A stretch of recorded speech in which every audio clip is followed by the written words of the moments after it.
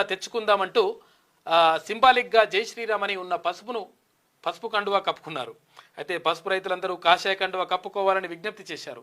మోడీ పనితనం వల్లే దేశంలో ఎగుమతులు పెరిగి ధరలు పెరిగినాయి అని చెప్పేసి ధర్మపురి అరవింద్ అంటా ఉన్నాడు. ఇది ఇట్లా ఉంటాయి. ఒకసారి ఉమ్మడి ఆదిలాబాద్ జిల్లా వార్తలు చూద్దాం. పంచాయతీ కార్మికులకు వేతనాలు చెల్లించాలి. మున్సిపల్ నర్సరీ కార్మికులను విధుల్లోకి తీసుకోవాలి. అడిషనల్ కలెక్టర్ కు వినతి పత్రం అందజేసిన సిఐటియు నాయకులు మంచిర్యాల. ఇక ప్రభుత్వ భూమి ఫలహారమేనా?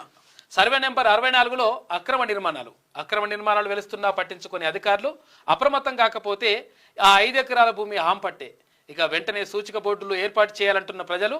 ఇక నస్పూర్ మున్సిపాలిటీని వీడని భూ ఆక్రమణలు ఇవ్వాలని చెప్పేసి మంచిర్యాల జిల్లా పక్కనే ఉంటది నస్పూర్. మొత్తం కథం పట్టిస్తున్నారు ఆడ.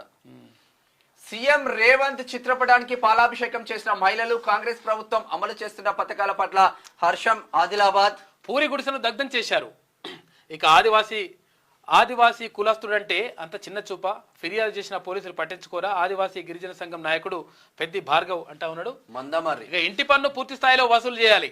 మున్సిపల్ సిబ్బందికి కలెక్టర్ సూచన. ఇక్కడ నిర్మల్. ఒకసారి ఉమ్మడి నిజామాబాద్ వార్త